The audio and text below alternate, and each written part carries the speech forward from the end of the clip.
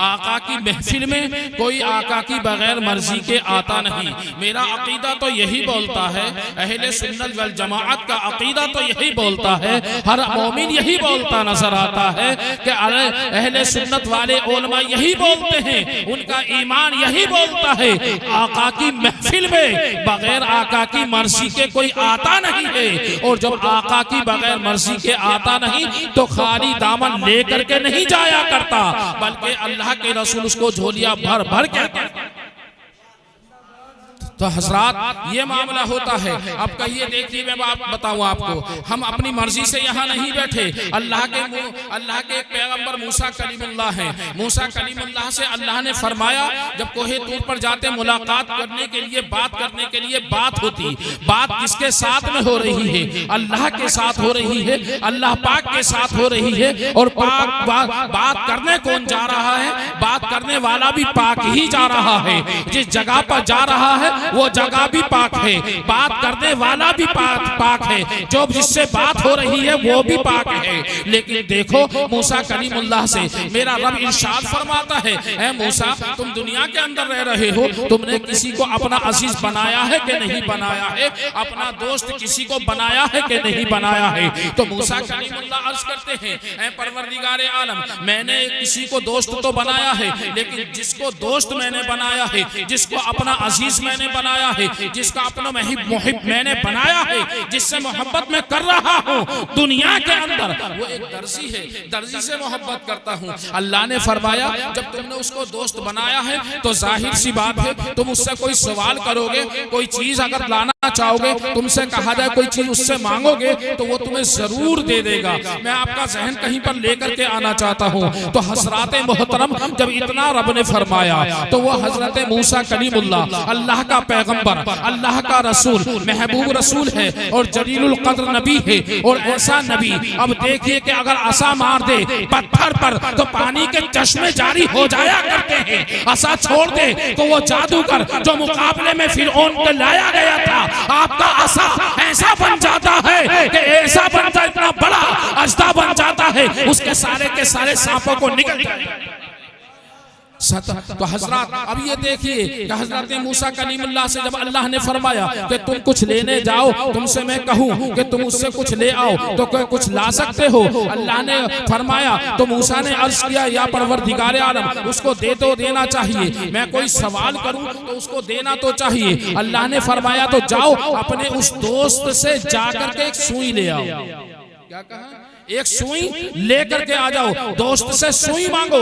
आपका दोस्त है ना, आपसे मोहब्बत करता है, आप उससे मोहब्बत करते हैं। मूसा कलीमुल्लाह कोहे तूर से चले और चलने के बाद में उस दर्जी के पास पहुंचते हैं। अब उस वक्त में आप ये अंदाजा लगा लीजिए कि उस वक्त में से जो है मशीनें नहीं चला करती थी, हाथ से ही सिलाई हुआ करती थी। अब मूसा कलीमुल्लाह ने कहा कि यार दर्जी तू मेरा दोस्त है। सलाम कलाम के बाद में बात होती है और बात ये होती है, आप मूसा कलीमुल्लाह कहते तू मेरा दोस्त है, मैं तेरा दोस्त हूँ, तू मुझसे कुर्बत रखता है, मैं तुझसे कुर्बत रखता हूँ, तू मुझसे मोहब्बत रखता है, मैं तुझसे मोहब्बत रखता हूँ, तू मुझसे प्यार करता है, मैं भी तुझसे प्यार करता हूँ। लिहाजा बात ये है, दर्जी से कहा कि बात ये है अब कि मुझे एक सुई दे दे। दर्जी ने कहा अब यहाँ पे बहाना बनाने का नंबर तो था नहीं, क्योंकि सुइयों से ही सिला जाता था, आज की तरह मशीनों से नहीं सिला जाया करता था। वहां पर जब ये सवाल किया गया तो मूसा से वो दर्जी कहता है कि हुजूर सुन लीजिए, ऐ मूसा सुन लीजिए, दोस्ती अपनी जगह पर है, आज मैं सुई नहीं दूंगा, सुई नहीं दिया। मूसा कलीमुल्लाह अल्लाह की बारगाह में पहुंचता है और पहुंचने के बाद में अल्लाह फरमाता है मूसा क्या हुआ, सुई मिली के ना मिली? तो मूसा ने अर्ज किया परवरदिगारे आलम उसने सुई नहीं दिया है। अल्लाह फरमाता है जा फिर जा, और मूसा कलीमुल्लाह फिर आते हैं। अल्लाह ने फरमाया फिर सवाल कर, जाकर के सुई का ही सवाल करना, कोई और सवाल नहीं करना है। अब दोबारा जाता है और जाने के बाद में हजरत मूसा कलीमुल्लाह पहुंचते हैं और पहुंचने के बाद में दर्जी से कहते हैं यार मैं तेरे सुख दुख में काम आता हूं, तो मेरे सुख दुख में काम आता है, मैं तुझे चाहता हूं तो मुझे चाहता है, मैं तुझसे प्यार करता हूं तो मुझसे प्यार करता है। लिहाजा ये है जब हम तुझे चाह रहे हैं तू हमें चाह रहा है, क्या तू हमारी जरा सी बात? मोहब्बत का तकाजा ये नहीं होता है, मोहब्बत अगर एक तरफा होती है तो समझे मोहब्बत नहीं होती है, वो सदा। बोलिए सुभान अल्लाह।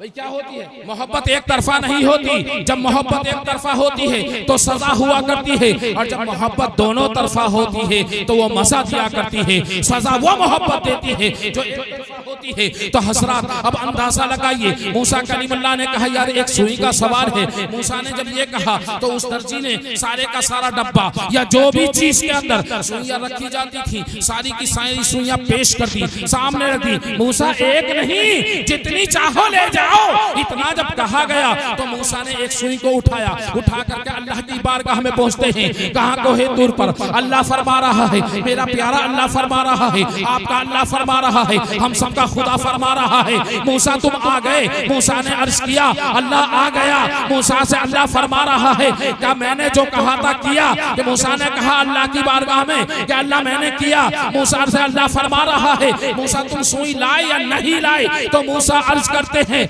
रब्बुल इज्जत उसने सुई दे दिया है। मूसा ने दिखा दिया क्योंकि सामने खुदा था तो नहीं, आवाज ही तो आ रही थी। जलवा जो अल्लाह ने दिखाया वो मुस्तफा जाने रहमत को दिखाया, उसके अलावा किसी को ना दिखाया। अब देखिए कि यहाँ पर सुई ला करके अब दिखा दिया गया। अल्लाह ने फरमाया हाँ दे दी, लेकिन अल्लाह की बारगाह में मूसा अर्ज करते हैं या परवरदिगार आलम बात समझ में नहीं आई है। वो पहले भी मेरा दोस्त था, अब भी मेरा दोस्त है, अब भी मुझसे मोहब्बत करता है, पहले भी मोहब्बत करता था, लेकिन पहले उसने मना कर दिया था। अब देने की वजह क्या बन गई है? अब उसने क्यों दे दिया है? जब इतना कहा तो अल्लाह फरमाता है मूसा मैं रब हूँ, रब सबका रब हूँ, मैं जो जानता हूँ वो तू नहीं जानता। सुन ले, कल जो तुझे उस वक्त जो तुझे सुनी ना दी थी उसने, वो ना देने वाली बात भी उसके दिल में मैंने ही डाली थी, और आज जो तुझे सुई दे दिया है ये बात भी मैंने ही डाली।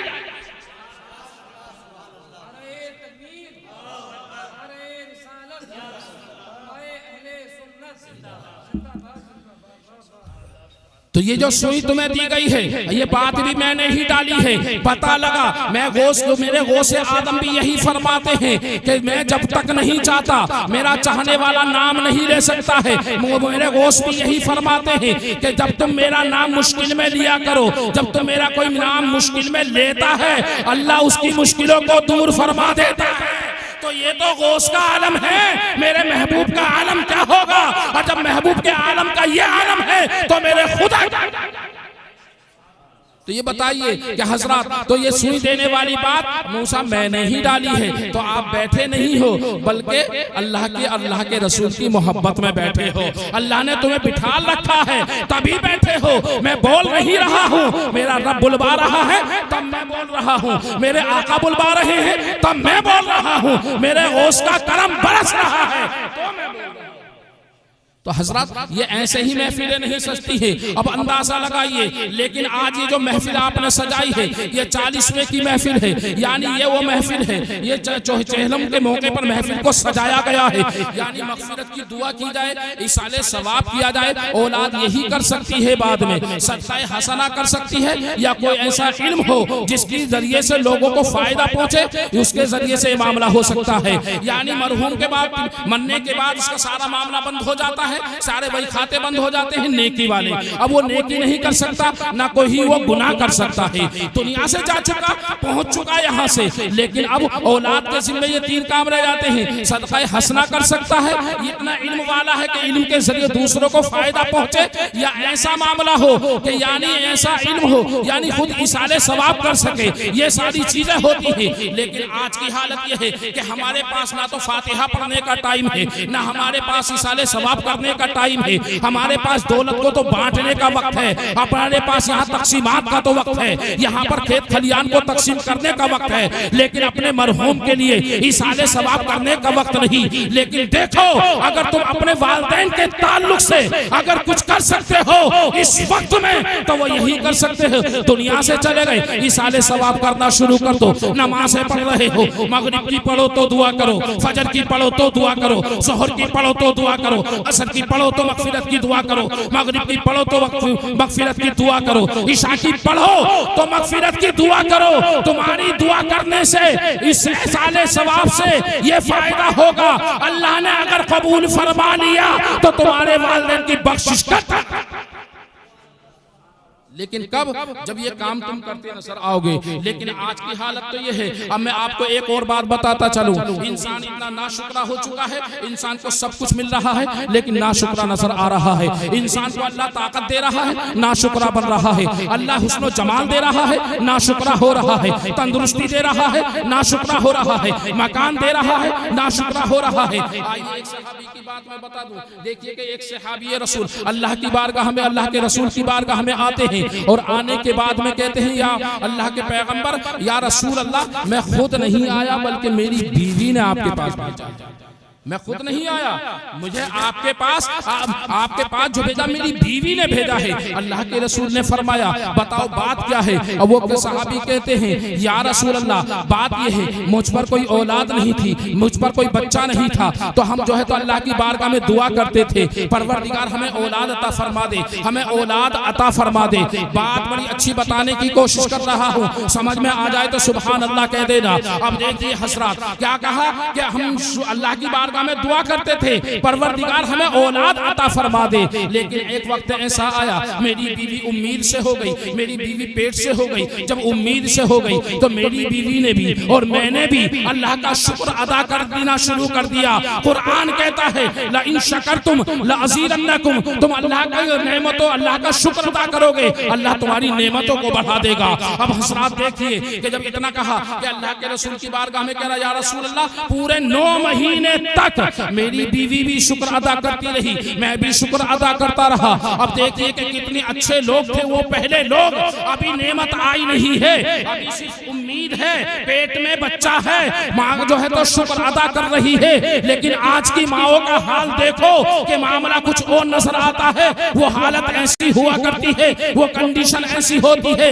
जिस वक्त में बच्चा पेट में होता है, माँ जैसे काम करती है बच्चा वैसा ही बनता चला जाता है। माँ झूठ बोलती है, बच्चा झूठा बनता है। माँ गीबत करती नजर आती है, बच्चे पर असर पाया जाता है। माँ जो है नेकोकार होती है, बच्चे पर असर पड़ता है। माँ कुरान की तिलावत करती है, बच्चे पर तिलावत का असर पड़ता है। माँ नमाजें पढ़ती है, बच्चे पर नमाजों का असर पड़ता है। माँ गीबत करती है, बच्चे पर उसका असर पड़ता है। माँ कलामुल्लाह की तिलावत करती है, उसका असर पड़ता है। माँ जिक्र अस्कार करती है, उसका असर पड़ता है। लेकिन आज हमारी माएँ और बहनें, मामला दूसरा नजर आता है। जो सहाबी कह रहे हैं, या रसूल अल्लाह, हम शुक्र अदा करते रहे, लेकिन देखो हम बजाय शुक्र अदा करने के मोबाइल में लग जाते हैं, मोबाइल देखते नजर आते हैं। अभी बच्चा पेट में है, मोबाइल चल रहा है। ऐसे ऐसे हालात हमने देख लिए हैं। अल्लाह की पनाह, इन 5 सालों के अंदर या 7 साल के अंदर कंडीशन ये हो चुकी है, बच्चा जरा सा हो, 2 साल का बच्चा हो, 1.5 साल का बच्चा हो या 2.5 साल का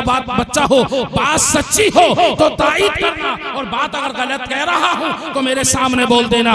उस बच्चे के हाथ में आप मोबाइल दे दो तो वो सारे के सारे फंक्शन वो निकालता नजर आ जाता है। इनको भी नजर नहीं आएगा, इनको भी वो फंक्शन याद नहीं होंगे, वो करता नजर आ रहा होगा। लेकिन देखो कुर्बान जाइए, सहाबी पर, सहाबी की बीवी सहाबी शुक्र अदा कर रहे हैं। किसका? अल्लाह का शुक्र अदा कर रहे हैं। अल्लाह ने हमें दी, हमारी नेमत अता फरमाई है। अल्लाह के पैगंबर, हमें जो है तो औलाद अल्लाह ने जो है उम्मीद से मेरी बीवी को कर दिया, हम शुक्र अदा करते रहे। लेकिन एक बच्चा, अब देखिए कि मैं बात जो बताना चाह रहा था, बच्चा पैदा हो गया। अब एक और बात बता दूं, मैंने आपके सामने एक बात पेश करी। उस कंडीशन में माँ जिस तरह का काम करती है, बच्चे पर असर पड़ता है। माँ तिलावत करती है, असर पड़ता है। आओ तुम्हें बताता चलूं, हजरत अबू अली शाह कलंदर यानी पानीपत के जो बुजुर्ग हैं, हजरत अबू अली शाह कलंदर पानीपति, अबू अली शाह कलंदर जो है पानीपति, आपका मंजर देखिए कि आप अपनी माँ के शिकम में हैं, जब दुनिया के अंदर तशरीफ ला रहे हैं, दुनिया के अंदर जब आ गए,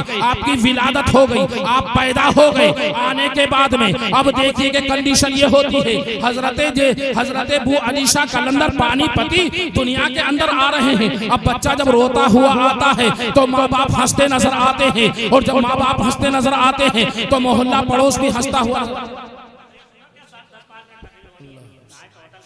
दरूद पाक पढ़िए, अल्लाहुम्मा सल्ली अला सय्यदना व शफीना व नबीना व करीमना व मौलाना मुहम्मदिन व बारिक वसल्लिम सल्लु अलैहि व सल्लम अलैका या रसूलल्लाह या हबीबल्लाह सल्लल्लाहु अलैहि वसल्लम।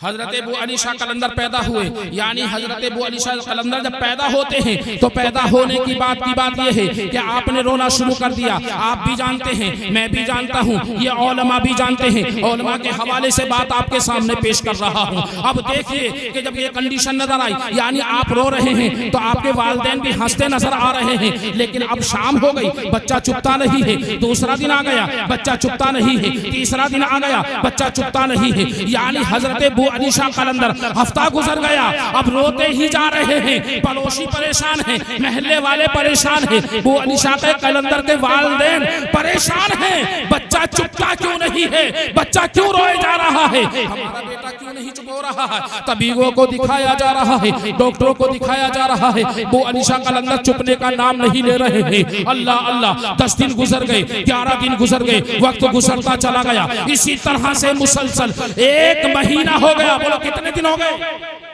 1 महीना हो गया। अबू अली शाह कलंदर रो ही रहे हैं। इत्तेफाक से एक अल्लाह के बुजुर्ग का गुजर वहां से होता है, सुभान अल्लाह।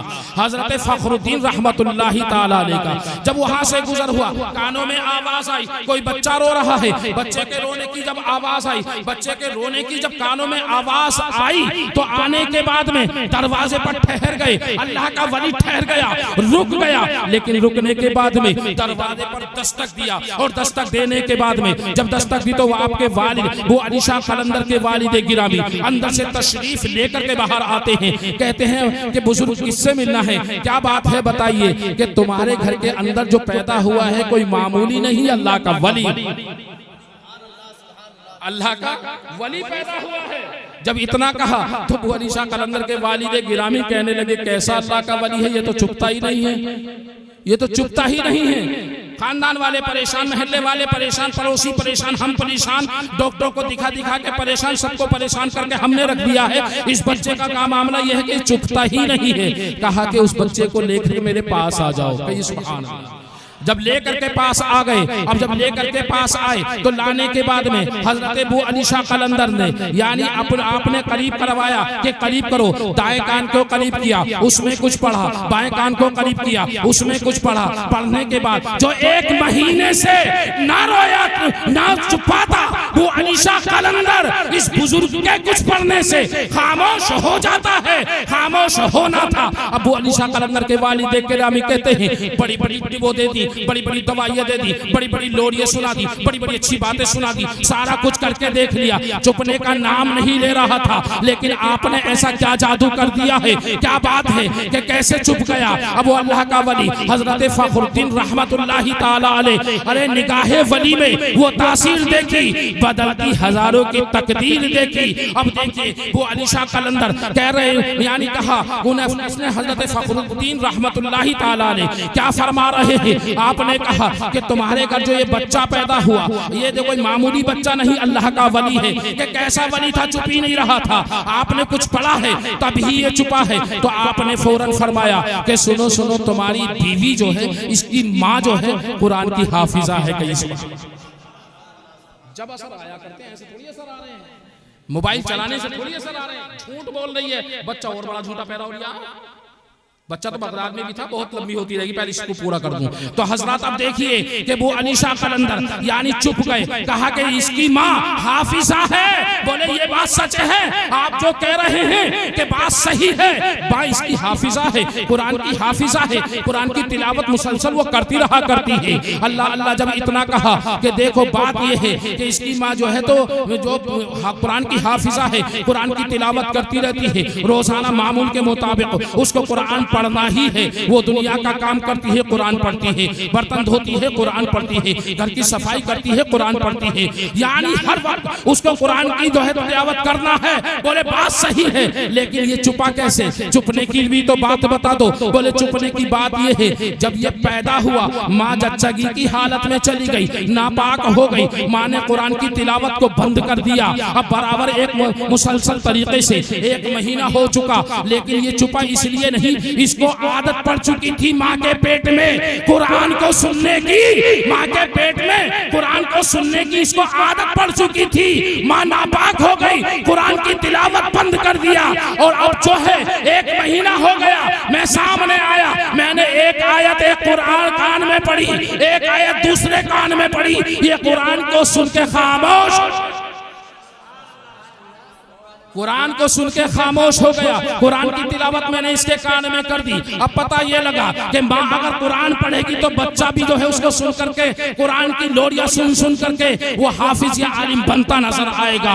माँ झूठ बोलती नजर आएगी तो बेटा भी झूठ ही बोलता नजर आएगा। वो अलीशा कलंदर को देखा कि आप खामोश हुए, कहा कुरान हागी हाफिजा, कुरान की आदत पड़ चुकी, अब जिस चीज की लत लग जाती कि लत लग गई, लत लग गई, लत लग गई, भागने की लत लग गई किसी भाई, भाग ही गया है, कोई इस कोने से भाग गया, कोई उस कोने से भाग गया, लत लग गई भाई, लत तो लगी जब तो भागा, लत लग गई, उसको लत लग गई, हमें तो लत लग गई जिक्र सुनाने की, इन्हें लत लग गई नाते पाक सुनाने की, और अल्लाह से हम दुआ करते हैं ये लत लगी रहे जब तक सांस चलती, जब तक सांस चलती रहे ये लत लगी रहे। तो माँ अच्छी थी तो बेटा भी अच्छा था। वहां वो अलीशा कलंदर जो है रो रहे हैं, किस बुनियाद पर? सारे इलाज फेल हो गए, कुरान की तिलावत काम आ गई, कुरान की तिलावत काम आ गई। ये कुरान पाक, ये महफिल पाक, ये जिसका जिक्र हो रहा वो पाक, गौसे पाक और ख्वाजा पाक, अल्लाह पाक, इमाम हुसैन पाक, इमाम हसन पाक, इमाम आजम पाक, यानी हमारे गौसे आदम पाक, रसूल पाक और खुदाए पाक। समझे जिक्र किसका है? अल्लाह, अल्लाह के रसूल का ही जिक्र है। लेकिन अंदाजा लगा, मैं सहाबी की बात बयान कर रहा था कि अभी बच्चा पैदा नहीं हुआ लेकिन शुक्र अदा पहले हो रहा है, शुक्राने के नफल भी पढ़े जा रहे हैं, अल्लाह का शुक्र भी अदा हो रहा है, और शुक्र अदा करने पर अल्लाह नेमतों को बढ़ा देता है। हजरत इमाम गजाली फरमाते हैं कि अगर तुम अपनी औलाद पर शुक्र अदा करोगे तो अल्लाह तुम्हारी औलाद वाली नेमत को बढ़ा देगा। किसी पूछने वाले ने सवाल कर दिया कि किस तरह से बढ़ा देगा? मैं औलाद तो पहले से ही है, काफी है, तो वो बढ़ाएगा कैसे? तो आप फरमाते हैं कि अगर तुम औलाद होने पर अल्लाह का शुक्र अदा करोगे अल्लाह तुम्हारी औलाद को नेक बना देगा, तुम्हारी औलाद को नेक बना देगा। अब देखिए सिहाबी ने क्या कहा, ऐ अल्लाह के रसूल बच्चा पैदा भी हो गया, हम शुक्र अदा कर रहे हैं अल्लाह का, अल्लाह ने हमें औलाद दी। अब आप खूब जानते हैं जिसके घर बच्चा नहीं होता है उसकी चप्पलें टूट जाया करती हैं, चक्कर लगाते लगाते कोई कहते 10 कोस चल करके उस मज़ार पर जाना है, वहीं जाता नजर आता है, सारे काम करता नजर आता है। नस्लें बहुत सारों की खत्म हो गई जिनको औलाद नहीं मिली है, लेकिन जिनको औलाद मिल जाया करती है औलाद पर घमंड ना कर, बल्कि औलाद के लिए दुआ कर, अल्लाह इसको तू नेक बना दे, वो रसूल पाक का गुलाम बना दे, वो से आदम का गुलाम बना दे, ख्वाजा पाक का गुलाम बना दे, और ऐसा बना दे जब इनका गुलाम बन जाएगा तो बाप का भी गुलाम बन जाएगा, बाप का भी। लेकिन जब दीन का ही नहीं रहेगा तो क्या फायदा है? आज तो माँ बाप की बेकदरी करते नजर आ रहे हैं। अब साहबी अर्ज कर रहे हैं या रसूल अल्लाह बच्चा पैदा हो गया, बच्चा समझदार भी हो गया, बोलता नजर नहीं आता, बोलता नहीं है। हम कहते हैं बेटा बोल तो का की कू ये करता है, बोलता नहीं है। मेरी बीवी कहती है कि एक बार, सिर्फ एक बार आता, वो मेरी बीवी को माँ कह दे, एक बार, फिर बोले ना बोले, एक बार। और हकीकत बात है जिसका बच्चा ना बोलता हो, कोई तकलीफ हो तो कलेजा मुंह को आ जाता है। अब देखिए कि क्या कहा कि एक बार बोल दे, सिर्फ एक बार मुझे बाप बोल दे, कभी बोले ना बोले। अल्लाह के रसूल फरमाते हैं कि बोलता नहीं कि नहीं बोलता आका, मेरे करीम से कर कतरा किसी ने, मेरे करीम से कर कतरा किसी ने मांगा, दरिया बहा दिए हैं, दुर्बे बहा दिए हैं। मेरे करीम से कतरा किसी ने मांगा, दरिया बहा दिए हैं, दुर्बे बहा दिए हैं। अब देखिए हजरत, तो अल्लाह के नबी ने बच्चे को बुलवाया, और बुलवाने के बाद में करीब बुलाया, ऐ बेटा तुम बोलते नहीं हो, ऐ मेरे सहाबी की औलाद तुम बोलते नहीं हो। उसने जो है तो गर्दन हिला के कहा आका मैं नहीं बोल पाता हूँ, यानी गर्दन हिलाया था, जुबान से नहीं बोला था। तो अब आका फरमा रहे हैं तू अभी तक नहीं बोला था लेकिन अब बोलेगा, बता मैं कौन हूं, मैं कौन हूं, मैं कौन हूं। जब मेरे आका ने फरमाया तो अपने बाप को देख के जो ना बोला वो रसूल पाक को देख के बोला, तुम अल्लाह के रसूल हो, अल्लाह के रसूल।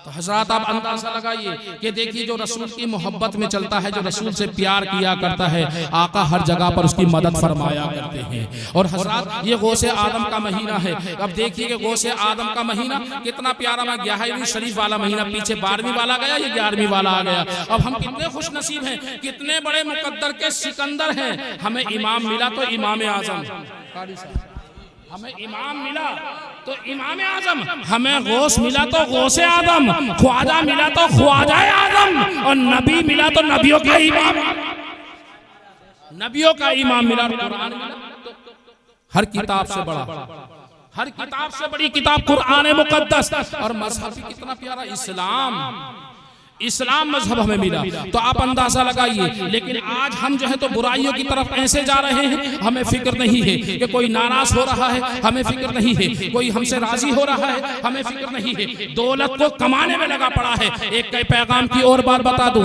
इंसान नेकी करता है कि साहब इस तरह से नेकी करते रहो, दिखाते रहो, करते रहो, दिखाते रहो, करते रहो। वो से आदम की बात भी बयान करूंगा इसके बाद। पहले ये बात सुन लीजिए, सिद्दीक़ अकबर कौन है बताइए? सिद्दीक़ अकबर कौन है? अल्लाह के महबूब के प्यारे सहाबी, खलीफा अव्वल, यारे गारे मुस्तफा। यारे गारे मुस्तफा फरमाते हैं कि जो मेरे आका की महफिल मीलाद में 1 दिरहम खर्च करे वो जन्नत में मेरे साथ है। सुभान, क्या कहते हैं कि मेरे साथ होगा। लेकिन देखो जब तख्ते खिलाफत पर आप बैठते हैं, कौन? फारूक आजम रज़ी अल्लाह ताला अन्हु जब तख्ते खिलाफत पर बैठे तो बैठने के बाद में फारूक आजम आते हैं। एक रोज की बात है, फारूक आजम रज़ी अल्लाह ताला अन्हु आते हैं और आने के बाद में देखते हैं कि हजरत अबू बकर सिद्दीक के हाथ में एक चमड़े का रजिस्टर है। काय का? चमड़े का रजिस्टर है। अब देखा फारूक आजम ने करीब पहुंचे, सलाम किया। अब ये नहीं था कि मेरे करीबी हैं, पहले से दोस्त है, कैसे भी मिलो, ऐसा नहीं था। यानी वहां पर एहतराम भी करना था, क्योंकि अब जो दोस्त है, दोस्त अपनी जगह पर है, मर्तबा अपनी जगह पर है, मकाम अपनी जगह पर है। अब हजरत जब देखा तो सिद्दीक़ अकबर रजिस्टर को देख रहे हैं, पन्ने पलट रहे हैं, देख रहे हैं। उसको देखने के बाद में ये कहा, हजरत उमर अर्ज करते हैं कि अमीरुल मोमिनीन ये क्या है, क्या मामला है, कैसा रजिस्टर है? कहने लगे ये बेवाओं का रजिस्टर है, कितनी बेवाएं अपने हल्के में आती हैं उनका रजिस्टर है। इसमें लिखा हुआ है किसकी किफालत कौन कर रहा है, किसकी देखरेख कौन कर रहा है, किसके लिए कौन इंतजाम कर रहा है, सबका नाम, पता, एड्रेस सब कुछ यहाँ पर लिखा हुआ है। अब हजरत फारूक आजम ने रजिस्टर लिया और लेने के बाद में उसको पलट करके देखा तो एक कॉलम ऐसा नजर आता है जिसके अंदर किफालत वाला कॉलम खाली था, उसके अंदर नाम लिखा हुआ नहीं था, कौन देख रेख कर रहा है ये नहीं था लिखा हुआ। अब जब ये देखा तो फारूक आजम ने दिल के अंदर सोच लिया कि यही एक बेवा ऐसी है जिसकी किफालत कोई नहीं कर रहा है, जिसके घर के कामकाज को कोई नहीं देख रहा है। मैं इसमें जो है तो अपने नाम को दर्ज करा लेता हूँ। लेकिन फिर फौरन जहन के अंदर एक बात आ गई, सोचने लगे अगर मैंने ये कह दिया कि तुम मेरा नाम इसके अंदर लिख दो तो लिखने पर यह बात दिखावे की हो जाएगी, और उमर जो काम करेगा दिखावे के लिए नहीं करेगा, अल्लाह की रज़ा के लिए। हमारे काम हो रहे हैं जब तक रियाकारी नजर ना, काम ही ना हो रहे भाई, दिखावे है कि नहीं है? 100 दे, जब 500 दे, जब जितने भी दे रहा, दिखावा दिखावा दिखावा दिखावा, दिखावे का काम नहीं होगा। अरे तू ये जो है सुभान अल्लाह के या तस्बीह तहरील बयान कर, जुबान से कितनी करता रहे, जब तक तू यहाँ से ना बोलेगा तू कामयाब हो नहीं सकता। यहाँ से जब तक तू काम नहीं करेगा। फारूक आजम चल दिए, इरादा कर लिया कि मुझे वहां पहुंचना, उसका सब कुछ पता लिखा हुआ था, सारा पता था, सब मालूम, यानी सब लिखा हुआ, जहन में फिट कर लिया, पहुंचना है, जाना है, जाकर के पहुंच गए। ये रजिस्टर किसको दे दिया? खलीफा अव्वल को दे दिया, हजरत अबू बकर सिद्दीक रज़ी अल्लाह ताला अन्हु को दे दिया। और देने के बाद चल देते हैं, पहुंचे उसके घर पर, उस बेवा के घर पर। बेवा के घर पर दस्तक दी, दरवाजे के पीछे से आवाज, दरवाजा खुला, आवाज आई कौन? मैं उमर हूं। लेकिन आवाज ये नहीं थी कौन, प्यार वाली आवाज नहीं थी कि इस कोने से भाग गई, उस कोने से भाग गई, ये आवाज नहीं थी। आवाज ये थी कौन? शक्ति वाली आवाज, कहा कि मैं उमर हूं। किस लिए आए हो? पर्दे में छुप गई। औरत भी कोई ऐसी वैसी औरत नहीं थी, खातून जन्नत के घर की कनीज थी। ऐसी वैसी नहीं थी वो पर्दे में छुपी हुई है। 70-80 साल उम्र है उसकी, वो छुप करके पर्दा कर रही है और औरतों को पैगाम दे रही है, आने वाली औरतों को कि कितना कठिनाई का वक्त आ जाए, कितनी परेशानी का वक्त आ जाए, कितनी सख्ती का वक्त आ जाए, घर में खाने को हो ना हो, लेकिन अगर घर से किसी से सवाल भी करने जाओ, अहले सरवत से सवाल भी करने जाओ, तो ऐसे के सामने जाओ, तुम्हारे सवाल को पूरा करें और इस कंडीशन में जाओ कि पूरे पर्दे के साथ जाओ। यही पैगाम था। लेकिन पैगाम की ही बात बता रहा हूं। जब इतना कहा कि मैं आपकी खिदमत के लिए आया हूं, किसने कहा? अबू बकर, हजरत उमर फारूक ने क्या कहा? हजरत उमर कहते हैं मैं आपकी खिदमत के लिए आया हूं, खिदमत करने के लिए। तो आप कहती है कि जगह खाली नहीं है, यहाँ पर पहले से कोई आता है, वो सारे काम करके सब कुछ चला जाता है कि मैं सारा काम आपका करूंगा, कपड़ा में धोऊंगा, आपके बर्तन में साफ करूंगा, खाना पका के मैं दूंगा, घर का सामान में ला के दूंगा। कहा कि पहले से ही जगह पुर है, यहाँ पर कोई आने वाला आता सारा काम करके चला जाता है। कहा कि कौन आता है? कहा उस औरत ने कि मुझे भी पता नहीं है कौन आता है, बहुत दिनों से आता है, काम करके चला जाता है। जब इतना कहा, अब देखिए फारूक आजम आते हैं, वापस आ जाते हैं, लेकिन आज ऐसे वक्त में जा रहे हैं कि तहज्जुद के वक्त जा रहे हैं। दिल में ये इरादा कर लिया, यानी नेकी करने की जिद है, किसी और चीज की जिद नहीं है। ये नहीं है कि इस पे दौलत हो गई तो क्यों हो गई, इस पे सरबत हो गई तो क्यों, इसे इज्जत मिल रही तो क्यों मिल रही है, या कारी साहब इज्जतदार हो गए तो क्यों हो गए, कारी साहब पैसे वाला हो गया तो क्यों हो गया, मकान अच्छा बना दिया तो क्यों बना दिया, फला साहब ने ऐसा मकान, इतनी कमाई है क्यों है, ये मामला नहीं था। अरे यार तुझे जिद करना है तो नेकी की जिद कर। अगर कोई 2 टाइम की पढ़ के तेरे सामने आ रहा तो 5 टाइम की पढ़, और इसलिए पढ़ मेरा रब मुझसे राजी हो जाए। लेकिन ये करते नजर ना आओगे, लड़ोगे तो सिर्फ इसके लिए लड़ोगे, नाक के लिए लड़ोगे, इसके लिए जंग लड़ोगे। फारूक आजम को देखो, जिद बांध ली कि मुझे फिर आना है तहज्जुद के वक्त। फिर पहुंच के दरवाजा खटखटाया, कौन के? उमर कि मैं काम करने। कहा कि तुमसे तो पहले ही मना कर दिया था, जगह खाली नहीं है, यहाँ पर तो पहले से ही कोई आता है। बोले आज नहीं आया होगा, आज मैं काम करके चला जाता हूँ। तो वो औरत कहती है, वो बुजुर्ग औरत फरमाती है कि तुम्हें काम करने की जरूरत नहीं है, वो आके काम करके चला भी गई। वो आखिर के काम करके चला गया कि फिर आऊंगा, इरादा फिर कर लिया कि फिर आऊंगा। अब बिल्कुल शाम के वक्त आ गए, लेकिन दरवाजे पर नहीं गए। आज दरवाजे पर नहीं गए हैं, दरवाजे पर नहीं पहुंचे। आज तो जो है एक पेड़ था उनके घर के आगे, वहां पर आड़ से छुप गए हैं, आड़ से खड़े होकर देखूं आने वाला कौन है, आज मैं देखूं आने वाला कौन है। अब ये खड़े रहे। कुछ वक्त के बाद में आने वाला आता है, चादर से मुंह ढका है, चादर से मुंह ढका है, दरवाजा खुला, अंदर गए, काम किया, वापस आए। टाइम के बाद वापस आने वाला आया।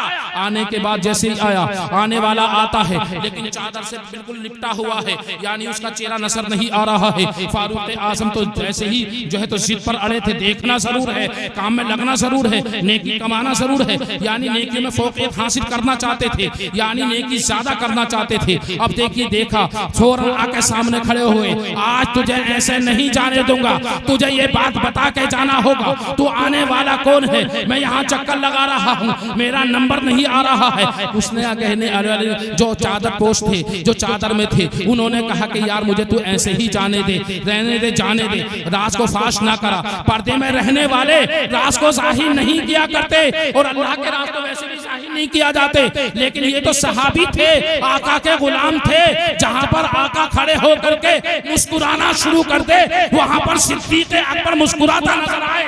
जहाँ पर आका खड़े होकर के कुछ पढ़ना शुरू कर दे, वहां पर गुलाम पर खड़ा होकर के पढ़ना शुरू कर देता है। जिस रास्ते से नबी जा रहे हो, उस रास्ते पर ये नहीं पूछते क्यों जा रहे हैं, पीछे ही जाना शुरू कर देते हैं। अब देखिए कि हजरात, जब ये देखा कि तुम्हें बताना जरूर पड़ेगा जाने आने वाले कौन हो, जब ये देखा फारूक आजम जिद पर जिद करते चले गए। अब आने वाले ने क्या किया कि मानोगे नहीं, नहीं मानूंगा, हटाया गया। जब चादर को हटाया गया, जब चादर सर मुंह से हटाई गई थी, चेहरे से चादर को हटाया गया था, पर्दे से चेहरा बाहर आया था, तो कोई और नहीं था, अबू बकर सिद्दीक थे।